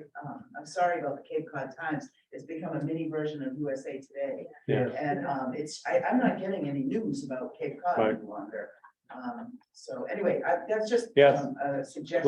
let me look at that. There's multiple ways. Let me kind of have Lynn Poyant reach out to you, because I put out town manager communication memos that are usually business oriented, not, and, Where but do we get those? they're right on the town website, town so I'll make website. sure you have that. But that may not even cover what you're looking for, Yeah, I so, think a push out is a great Yeah. idea to get that Yeah. kind of info. Okay. out. good. I also say, I'll reiterate what Heather said about the agenda and what happens in the wee hours of the morning. Okay, I've actually commented this a number of times. That is a regular occurrence. Okay, you're gonna be on town council, you're a council, I think you should bring that up. If people are interested in what goes on, they come to these meetings, you watch, when this is over, we still got a small agenda to go through every week.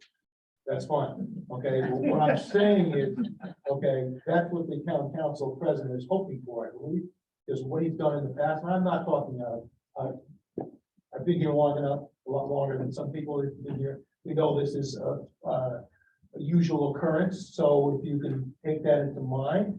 And the other thing is, before ink is dry on contracts and, Barnstable said yes. First time we got from Avangrid was in March 15th that this was happening. Okay, I don't know how long they were talking to town, but quite a while. Okay, and then it said on their sheet, we're coming here because Barnstable said yes. Well, we didn't say yes. I don't know, it was already done a deal, as far as we know. You're coming here and you didn't fight it. Okay, I think should have been fought, but the answer was. Well, that's not accurate, sir. Okay, well, We maybe can- not we accurate, can- we but can we didn't have agree to anybody disagree. talk about this to the public before it said, come on here, you guys just said, come on here, do it here. Okay, No, we didn't. no, we didn't. Okay, That well, did not happen. Well, all right, it's my opinion.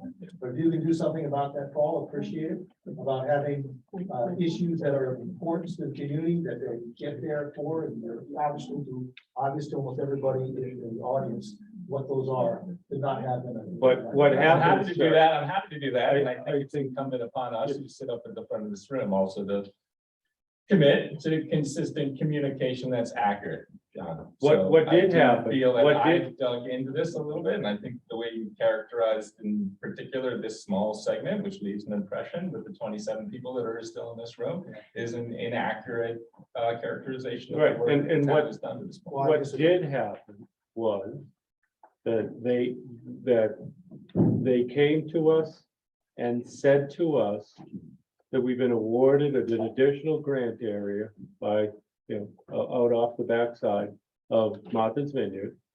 And would you consider town of Barnstable hosting another landing west of Craigville Beach? I said, I'll bring that back to town council and ask whether we would be interested in hearing that proposal. Town council said, yes. Oh. I said, we didn't know where it would be. We got that information, brought it to town council. They had filed the Boehm filing, the first of this calendar year, and they gave us that map. That's when town council saw it. That's when they asked for a meeting with town council. It was scheduled with town council. If any yes was given, it was when they came in and said, would you listen to a proposal from us? It hasn't progressed beyond there. until they filed with MIPA at the end of September. They've had their federal process going, and now they've started their state process. No yes has been given by anybody, other than we'll consider a proposal. Goes back to your question, sir. They don't have to ask us. So it behooves us to have a relationship with them if they're proceeding with this. But that's inaccurate, sir, what you said earlier. So I'm always available to be here for all of you for these discussions as you develop comments. An individual or a group beyond the town government, their say matters. The more communication through this process they get, the stronger a position can be created. That's in our plan. Please, if however you feel, ma'am, please. And if you need help on it, call me. Be more than happy to provide you support, okay? If I might. Because that's what we're here for. Last question, comment, I promise. Some of the ancient history for some of us is what it is, we are where we are. I think number one, I'm asking you, and I'm asking the council, give everybody that wants to the opportunity to make a comment. They've got till October 27th. I think it would be incumbent on the town, on the council, to ask for an extension of that. So later on, we've given everybody that amount of time. Yes. The one thing that I mentioned this, the last thing that perplexes me, because I negotiate contracts like this for a living, is what I don't agree with is that you need to have that authority to do a host agreement in order to get the information you need sufficiently to bargain what you want to. To me, that implies agreement with going forward with the process, which I don't think we're at yet. I think we need to get that extension, and that everybody can say what they want to say. My experience, I'll say this, probably not happened with the Osterville people when I spoke to them. They've been pretty transparent. They've answered my questions. I'm not an environmentalist. I'm not an engineer, but they've been pretty transparent and straightforward with me, and I appreciate that. But we need an extension, and again, it perplexes me, and I mentioned last time why you can't ask and get every bit of information from Osterville before. Well, You have that authority, because they want this to get done too.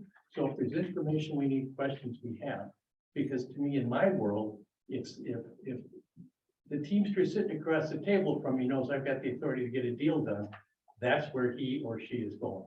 So I don't agree that he needs to have that to get the information. To me, Grid wins if we start at that level. That's all. Finally. I'll get back to that process question. Thank you all for coming. Yeah. I'll get back to you on the process. We've got till the 27th, and I hear what you're I have a saying. Band-Aid for you too. Well, No, not at all, because that's what I do. thank you. So, Thank you, Martin. yes, of course. Thank you all. Thank you very Thank you. much. Of course. I'll be back next month if you want. But we got some business to take care of in the next couple of weeks.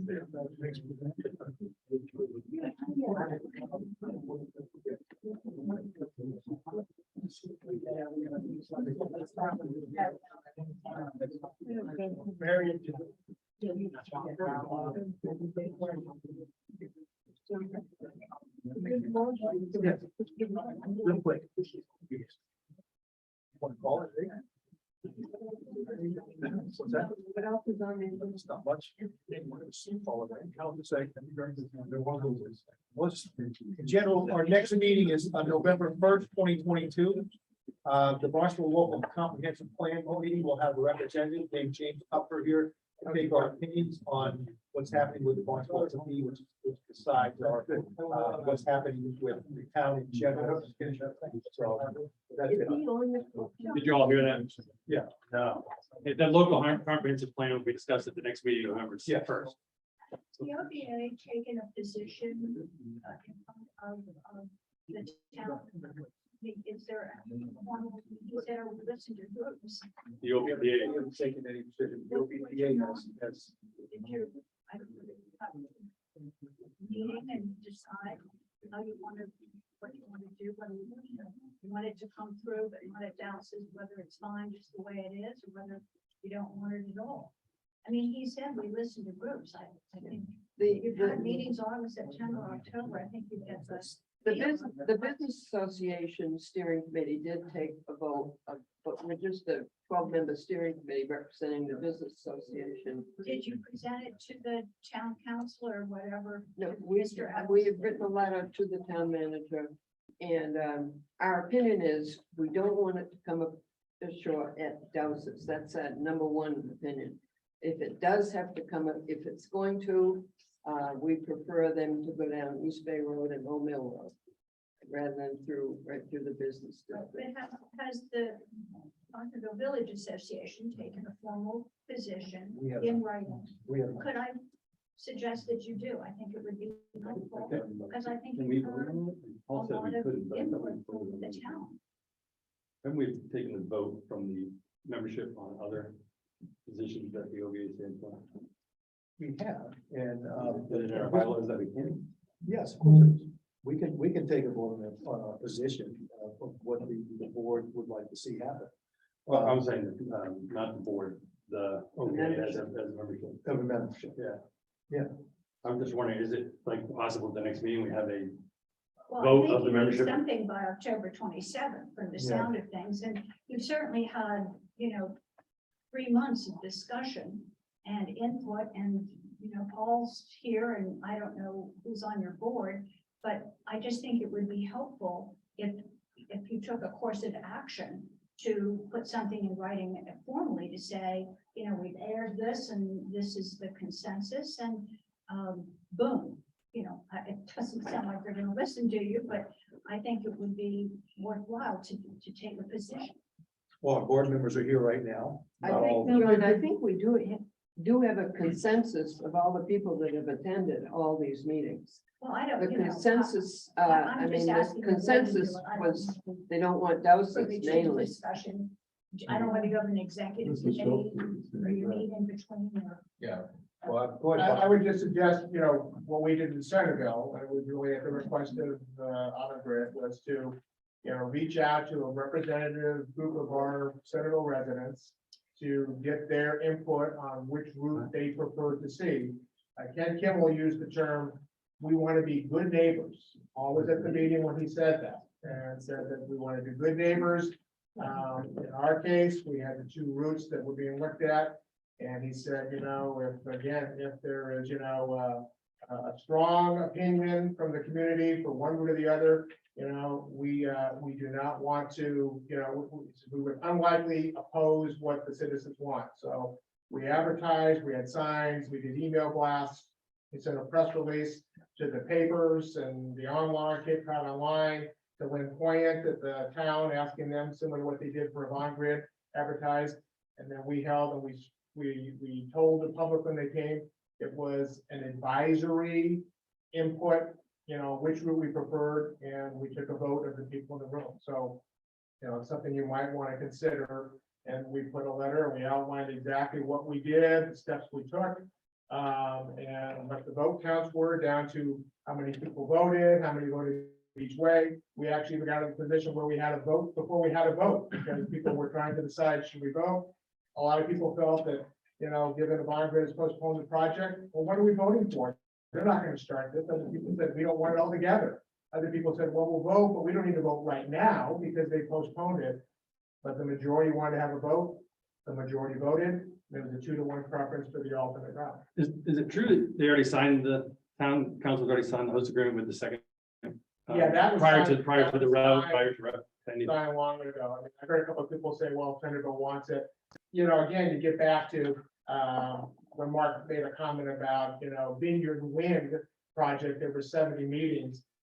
That's a separate project from Park City Wind. So there were not 70 meetings with Centerville residents about Park City. There were, I think, 4 meetings, 2 of which occurred in the last 60 days. So there wasn't this large outreach to the Centerville community, but how do you feel about Park City?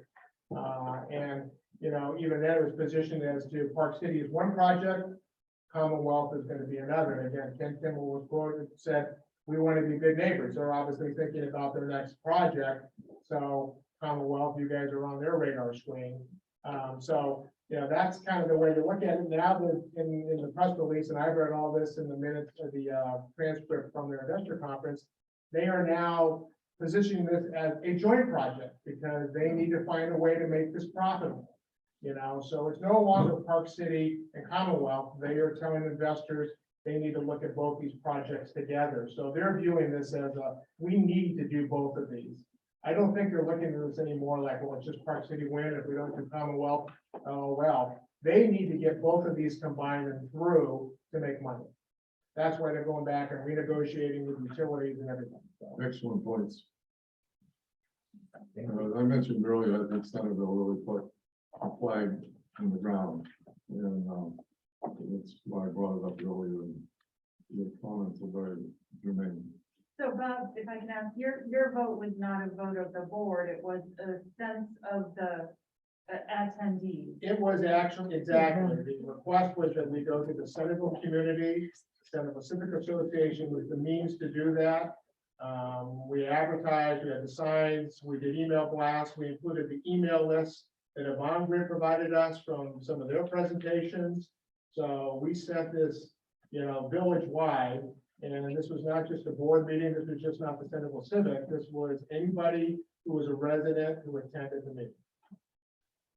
I think that's the community support, It right? is, it's Town better council than- yeah, having- or this board doesn't have that kind of support. I mean, they- No, but I was suggesting that OVA voting that, voting tonight on this and using that as a reason or the impetus for requesting additional time for the community to become involved would be a really good way, I think, to have a practical look. The OVA members are as greatly, if not the greatest, potential impact in group here. But I'm a little uncomfortable with that though, as a board member, because I know that there are neighbors that I have spoken to that are for this, and I know that there are neighbors that are against it. I don't have a real good feel if you look at our board as a representative of our membership as to where everybody is. I think the local. Don't you think that this is just an asking for time to try to find out where everyone is, as opposed to. That's all I'm Yes, suggesting. but don't you do that and then take a vote? You don't take your vote. We're gonna first vote and two. then- I think they're asking We're for asking the for time. time to find out. So the question. Because you're the most, in my mind, one of the most dramatically impacted. Okay. potentially by I'm this. sorry, I I think misunderstood. I that would thought be you an said you take a impetus vote for over the- requesting additional time to do the rest of it, that's all. Gotcha, okay.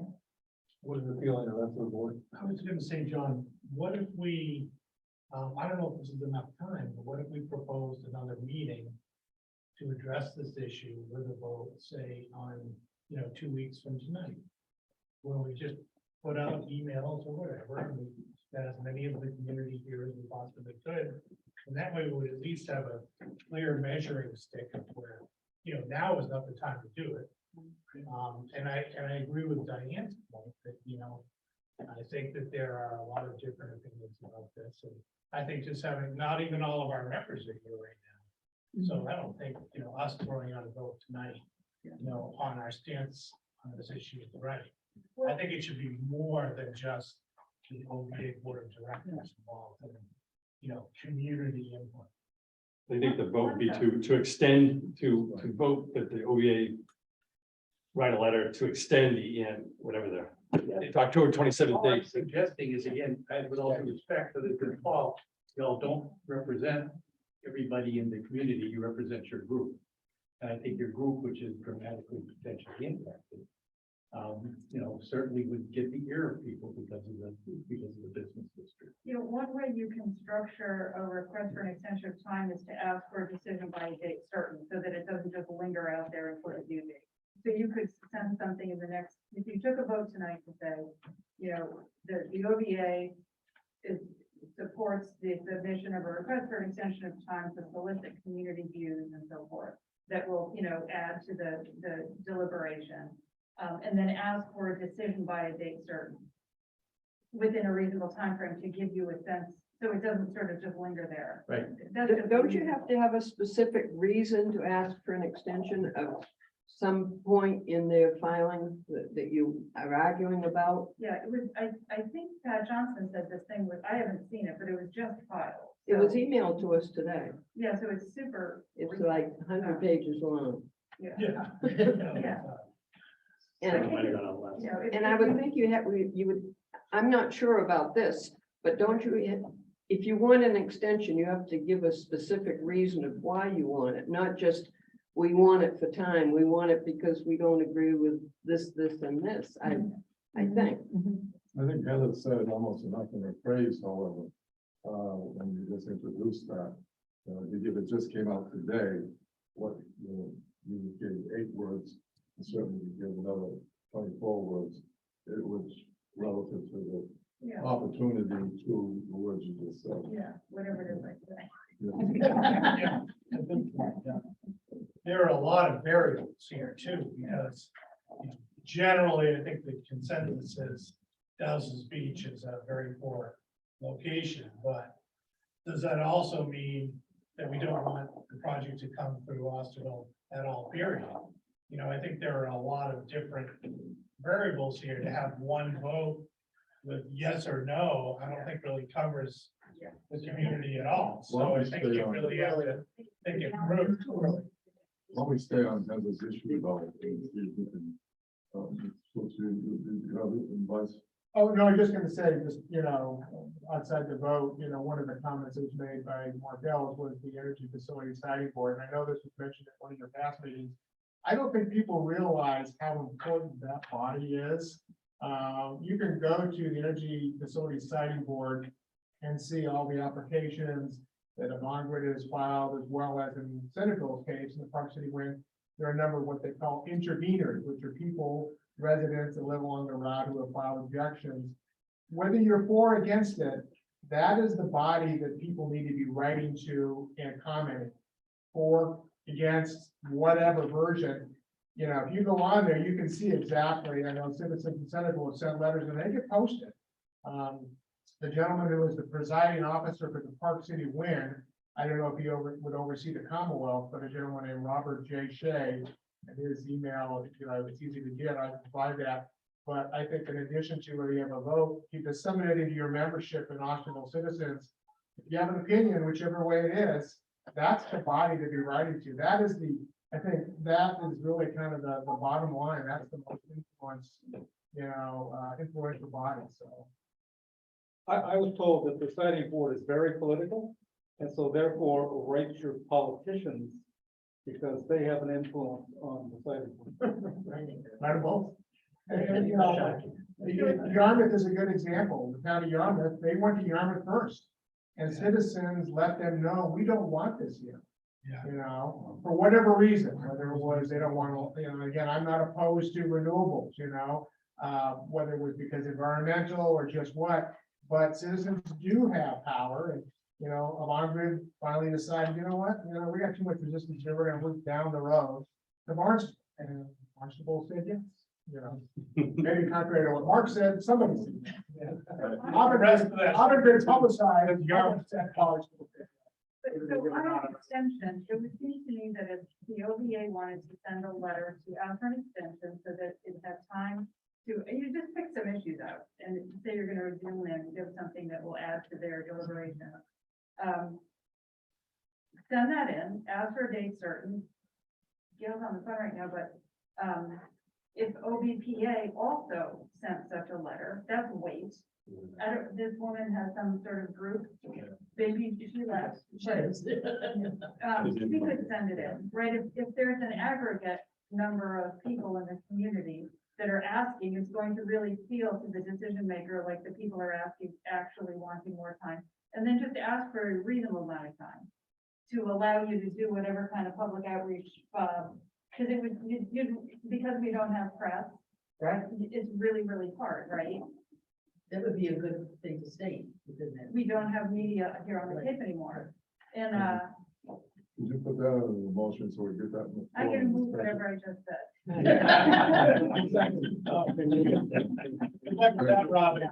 I can move that OVA, support the submission of a letter to whatever agency that is, to request an extension of time to submit comments and for a reply to request a reply within, 5 business days to enable OVA to solicit public sentiment and otherwise examine representations in the filing to enable a better deliberation on that agency's behalf. Wow. I second that. Okay, we have a motion, any discussion on that? Should we add a date? So moved. 30 days then. 30 days?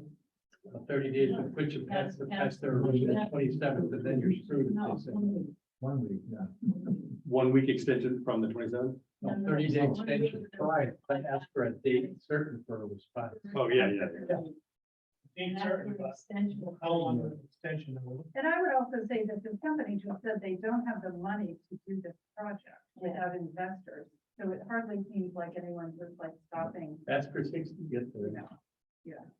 So, Maybe 90 days. yeah, Just, Mark, just gentleman just said, ask for 60, get 30. yeah. Yeah. Maybe, ask for 90, get 60. Maybe December 1st or something like that. Yeah, and the other thing, but we're in the middle of the motion. Yeah. Are we fine? Have we, what is the motion? What have we decided for the time frame that we're asking? 60 days. 60 to ask for 60. Let them say that.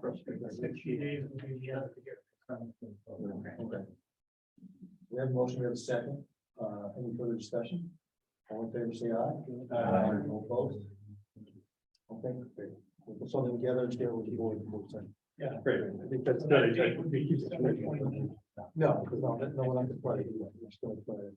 Yeah. Enough time to just, So we'll blast it in the first meeting. Yeah, I've got a first process question. You want to see if there's a sense of the board as to whether you want to start a community outreach process so that you can move toward taking that community sentiment thing, so that the sentiment isn't just the board, it's the people, and that would require time and effort and stuff. I know she's doing petition.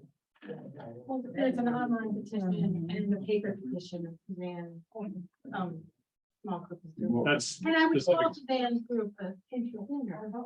It's a real intervener group. Yeah.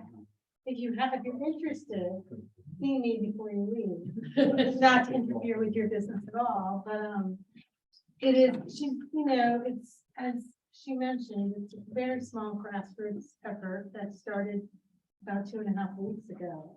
And with very little effort has received a lot of attention and support. So, letter writing, by the way, is next on the agenda for this intervener group to the siting board, the other permitting organizations that are appropriate, et cetera. So, but it would be great if, and we'll talk to John about this, if at some point the OVA gets, it's a little bit more, if you have an effort to, per se, to coordinate some of these efforts as well. In the meantime, as you all know, she has a very strong, intelligent voice on the subject, and she really wanted to move forward because she had done a lot of research, and so therefore, but she's certainly, I think, willing to work with the OVA. Do we want to try to have some kind of general meeting between now and the 27th, just in case our extension isn't granted? So that we could submit a letter with the pulse of the community based upon such and such a meeting, of a vote taken on such and such a meeting, between now and the 27th. I mean, we could certainly put out emails, we could even do a mailer. Well, do you know that Pretty important issue. the consequence of the October 27th filing, what, I think what I heard Mark say was it's a decision to allow permitting to continue. I mean, it's years away from saying yes to the project. Yeah, no, it's the end of the comment period. Yeah, So if our comment period is not extended, we would at least want the pulse of the village to be included in this. Yes, Yes, I definitely. think it's important. Yeah, Well, so what I if they mean, have 3 months? what do we have to lose? I mean, if we set a date, I think it's come, we're gonna vote, you know, these are your options. Maybe it's not just yes or no. Maybe it's A, B, C, you know, with, you know, we're only concerned about not landing at Dowses Beach, or we're also concerned about not landing at Dowses and running up Main Street. You know, maybe you have multiple options, but then you have a true read of at least the room. And I would imagine if we did a good job spreading the word, we have a lot of people. The other thing, this just a thought off the top, you could also, Robin takes these ridiculous minutes, right? They're so detailed. You could actually go through and get a sense of the community from her excellent minutes, from their past 3 meetings, and characterize that and represent that, even attach it, as opposed to rushing filling a room. I don't know. It's just a thought. I don't see it as a waste of effort. I don't want to agree with that way, but also what Heather said earlier, I think, got lost. And what the answer. Get more involved in the, so like Centerville did in the bigger picture. Because it's different than what you said. I think that phrase that you said there, and for me, it's a hell of a lot of work. But it's important enough, maybe you can get people to do a hell of a lot of work. You know, so I think you're gonna have a good impact to go along with the other, but that part of the story is important. Just think what Centerville did, they put into this. And they had a real heavy impact. I just think, you know, with all due respect to the 27 people who were here tonight, that's not a good measuring stick. I think- At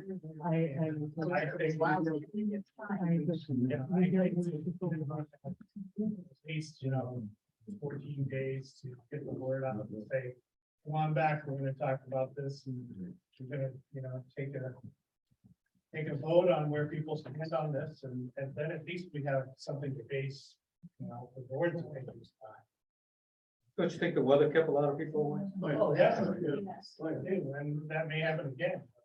At least we will try. Gonna fly around this weekend. I mean, as of right now, you know, the comment period ends on the 27th. And do we really know, you know, we know how the people in this room feel. But do we really know how everyone?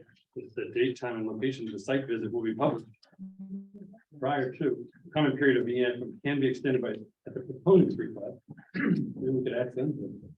Definitely ask them. I think Paul should ask That might be them. the easiest way to do it. Could you ask Alan? I don't know. It doesn't hurt to ask. Yeah, but I don't think you can. Can he officially speak? Once you would have Mr. Schultz, at the third meeting, all the information. Yeah, but- Yeah. Don't make it 2 weeks from tonight. That's the end of the open meeting. Yeah, that's fine. Do we want to make it schedule them right now? Prior to the 27th? Not the 27th. It has to be prior to the 27th. So That's what I'm saying, we need a few days prior, because you're gonna need to write. That's, based on our recent straw poll or whatever it is, whatever we call it. Right, what's a good We day? could probably go as late as the 25th. What's a good day? I'm thinking somewhere the 19th, 20th, 21st, something like that. If you want to do it Friday, you probably, or Monday. So if you would like 19th, 20th, 25th. What is people's availability? I can't do it until after the 18th. 18th is the Tuesday night would be the 25th, right? Tuesday, the 23rd. It's the night of usual voting.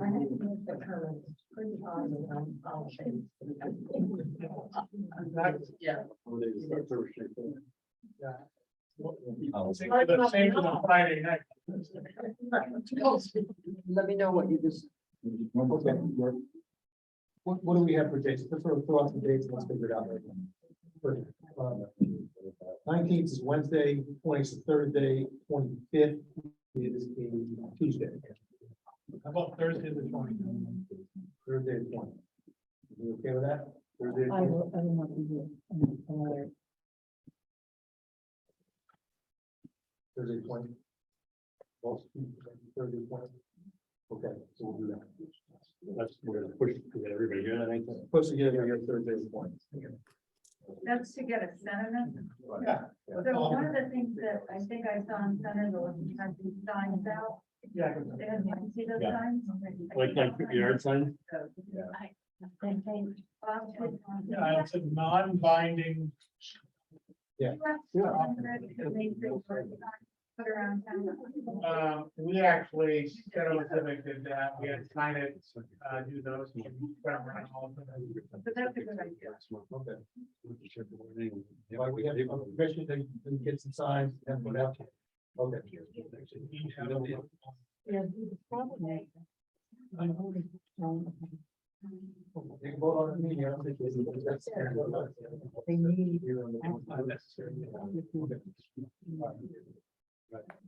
Also, That's it for.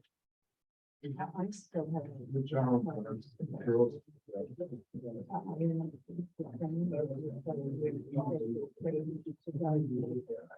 I think. We can have a little help put some of the chairs back. We really are. And, So we're sure. because I think it's never gonna. Thank you so much.